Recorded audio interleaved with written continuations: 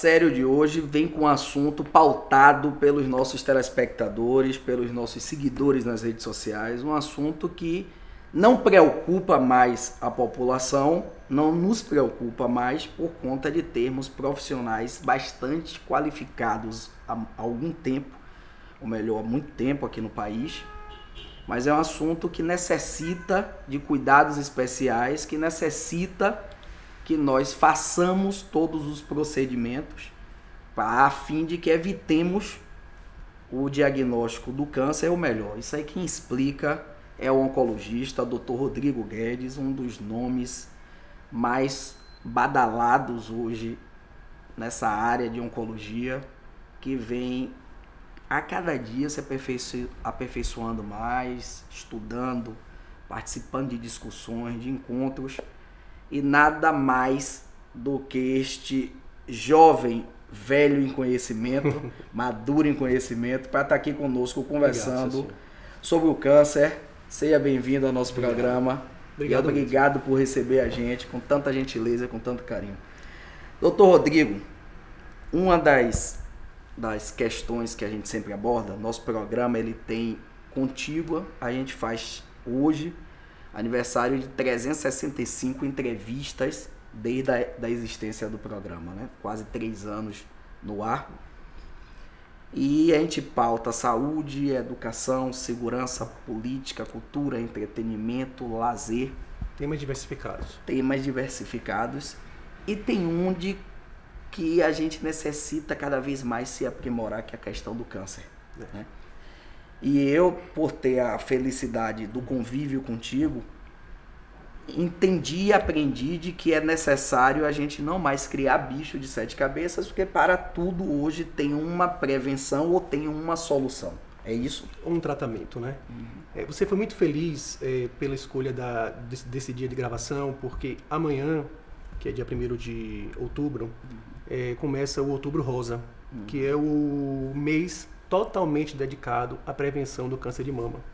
É um movimento mundial em que todo um esforço ele é gerado no sentido de promover a prevenção e o diagnóstico precoce do câncer de mama. Então, vários movimentos são feitos, você vai ver monumentos enfeitados de rosa, o elevador Lacerda provavelmente vai estar de rosa, aqui na clínica também a gente coloca o rosa, como um símbolo, na verdade, para chamar a atenção para o diagnóstico precoce. Quando a gente fala em câncer, eu tenho isso de vivência de consultório, eu não posso nem falar a palavra câncer, porque existe um estigma muito grande em relação à palavra. E muito disso foi criado, talvez, pelos nossos antecedentes de tratamentos mais severos, mais ricos em efeitos colaterais, ou então pela falta de tratamentos que havia no passado. Certo. Tá? O cenário atualmente, ele tem revelado novas drogas, um cenário que tem tratamentos mais humanos. Aliás, o tratamento do câncer está cada vez mais humano, com caráter multidisciplinar, com acompanhamento de nutricionista, de psicólogo, de todo o corpo clínico. Tá? Então, hoje, a gente diz que consegue tratar os pacientes de forma que ele tenha o mínimo de efeitos colaterais possível. Existem duas linhas de tratamento que a gente fala, que é uma quando a gente briga por cura, aí a gente pode fazer um tratamento mais intensivo, aí é guerra, vamos lá, e a gente faz um tratamento, às vezes até mais severo, mas com o objetivo principal de cura. Outras vezes, quando o paciente infelizmente não tem possibilidade de cura, a gente faz um tratamento chamado paliativo, que é um tratamento que visa melhorar a qualidade de vida e melhorar também a sobrevida.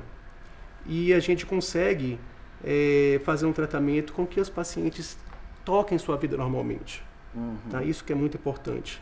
A gente tem profissionais liberais, médicos, juízes, que vêm fazer a quimioterapia aqui e depois vai trabalhar.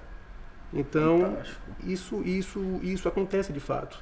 Então, os tratamentos atuais, eles são mais humanos, as drogas novas têm menos efeitos colaterais e as medicações para tratar os efeitos colaterais, elas estão mais potentes. Então, a gente tem que desmitificar essa palavra em primeiro lugar, né? A palavra câncer.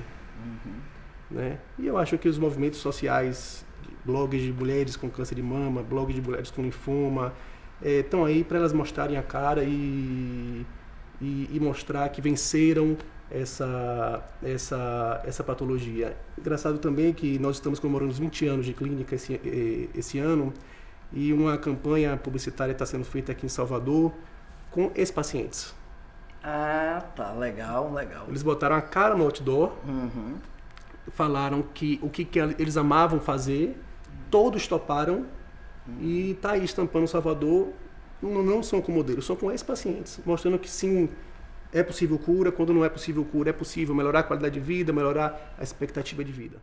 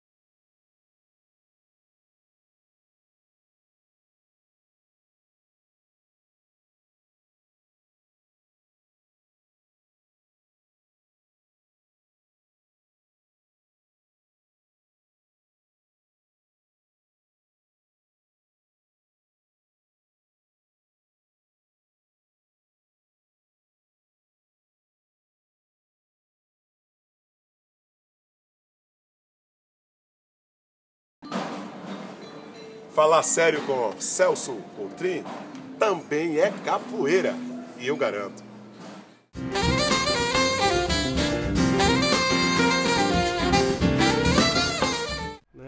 Por falar em melhorar a qualidade de vida, melhorar a expectativa de vida, entenda aqui como um cidadão comum, sem instrução específica, qualificada alguma na área. E aí vem algumas perguntas, como Maria Andrade, nosso querido, que pautou nosso programa através do Facebook. Inclusive vocês que estão nos assistindo, continuem fazendo isso, mandando sugestão de pauta, sugestão de entrevistados, para que a gente possa cada vez mais adequar e trazer o programa mais próximo de cada um de vocês que está nos assistindo. E aí, Ari, agoniado, você sentia na mensagem dele, no texto dele, que é o seguinte: Celso, a gente precisa conversar com um oncologista para saber o que é isso que está acontecendo. Tanto diagnóstico de câncer, já me policiei, já me corrigi com a aula que você vem me dando, né? Com tanto diagnóstico de câncer,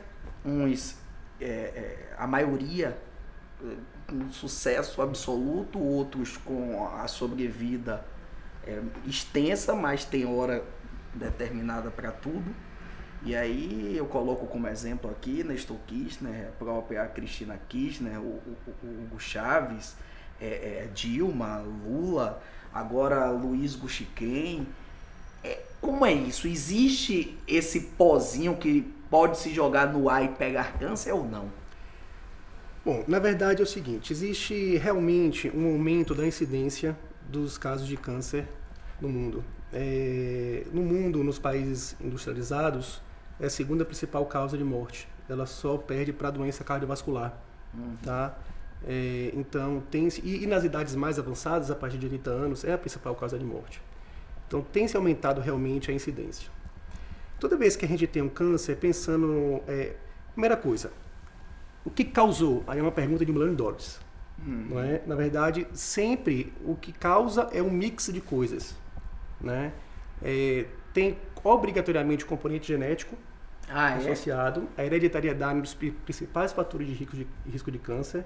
Por exemplo, se você tem uma mãe com um diagnóstico de câncer de mama jovem, a filha dela tem que fazer um esquema de prevenção muito mais ativo do que a paciente que não tem uma mãe com diagnóstico de câncer de mama jovem. Se você tem um pai que tem um câncer de intestino diagnosticado jovem, você vai ter que fazer a primeira colonoscopia 10 anos antes, para você ter esse rastreio, essa triagem. Tá? Não estou dizendo que isso é uma síndrome genética, mas existe também a síndrome genética, que são bem estudadas, né? Onde o geneticista, que é o médico que estuda isso, ajuda no sentido de prevenção, como o caso de Angelina Jolie. Né? Foi ela, não foi que tirou as mamas bilateral porque ela tem uma mutação. Ela tem uma doença hereditária com uma síndrome genética por trás. mas a grande maioria tem uma hereditariedade sem uma síndrome genética conhecida. Então, a primeira coisa é a parte genética. Segunda é a parte da influência de fatores ambientais prováveis, que eles, junto com a hereditariedade, eles podem aumentar o risco de câncer. O principal que a gente está pagando preço agora é o tabagismo, né? Anos 50, anos 60, anos 70 era chique fumar, né? As pessoas adquiriram esse hábito. E a gente está pagando esse preço agora, 30, 40 anos depois desse pico de incidência, né? As mulheres estão cada vez mais tendo um diagnóstico de câncer de pulmão, por exemplo. Tá? E vale ressaltar aqui que o tabagismo não só aumenta o risco de câncer de pulmão, ele aumenta o risco por onde a nicotina passeia.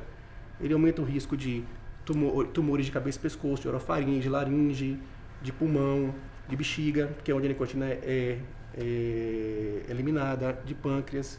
Então é importante a gente ter essa noção dos fatores ambientais aumentando a incidência. Outro fator ambiental são algumas infecções que podem causar câncer. Por exemplo, o HPV. O HPV, quando ele faz uma infecção do colo de útero da mulher, existem 3 tipos de HPV que são mais oncogênicos, ou seja, eles levam um dano da célula do colo do útero da mulher que pode levar a um tumor. E então, meninas que têm infecção pelo HPV têm maior risco de ter câncer de colo de útero. Tanto que no Brasil já foi liberado, já temos a vacinação contra o HPV e agora o Ministério da Saúde está incorporando para as meninas, eu acho que é dos 15 aos 26 anos, serem vacinadas. Porque isso vai ter um impacto importante em queda de incidência, queda de número de casos.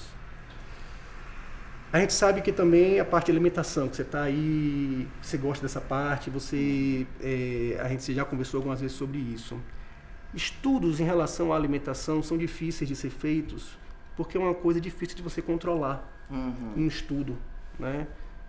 Mas é claro que a gente sabe que algumas evidências estão associadas a consumo de frituras, consumo de gorduras, uma alimentação dita não saudável, que realmente é não saudável, com aumento da incidência de alguns tipos de tumor. Por exemplo, câncer de cólon. Cólon é intestino. Paciente que tem uma dieta pobre em fibras, rica em gordura, rica em elementos que chamam carcinogênicos, né? Eles têm maior incidência de câncer de intestino. Por quê? Porque a ausência de fibra, a ausência de fruta, a ausência de legumes, eles levam a maior obstipação também. Então, as fezes ficam mais tempo no intestino, em contato com a mucosa, e aquilo aumenta o risco. A gente sabe que o licopeno que tem no tomate, ele tem um fator protetor para o tumor de próstata, por exemplo. Então, alguns tipos alimentares, alguns tipos de alimentos, eles são relacionados a fatores protetivos ou fatores de aumento de incidência, tá?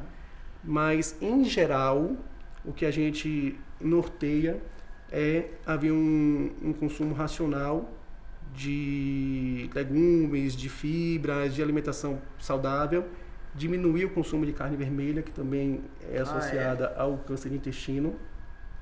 A gente tem um hábito aqui muito grande de comer carne vermelha no Brasil. Não é o que eu agora mesmo nesse negócio de dieta de proteína, já vou segurar a onda depois dessa entrevista, diversificar aí. Porque a carne vermelha, muito te discute se na hora da fritura não acontece alguma coisa que torna ela mais perigosa do que sem ela fritar, quer dizer, o músculo mesmo. Então, o consumo de carne vermelha tem que ser racional. É claro que ninguém tem que ser aqui revoltado, não vou comer mais nada e tal. Pessoas que são, por exemplo, que não comem carne, tem maior risco de anemia, por exemplo, porque o ferro, os nutrientes são importantes da carne. Então, você está colocando do balanceamento, do equilíbrio. Tudo na vida é bom senso. Tudo. E para isso também. E um outro fator que geralmente está ligado à alimentação e que é importante também na incidência de tumor é a atividade física e peso. A gente tem um estudo, por exemplo, de mulheres com tumor de mama que tiveram o tratamento e ficaram sem evidência de doença, ou seja, ficaram curadas e foram para acompanhamento. Uma parte delas foi estimulado mudança de estilo de vida, que é atividade física e uma dieta bem controlada. E na outra parte das mulheres não foi feita essa abordagem. Os estudos geralmente são assim. Geralmente os melhores estudos são randomizados, quer dizer, você compara diretamente cabeça por cabeça e controlados. Você dá uma intervenção em um grupo e não dá intervenção no outro. E o resultado foi que mulheres que tiveram atividade física e mudança de estilo de vida e alimentar tiveram menor recorrência do câncer de mama.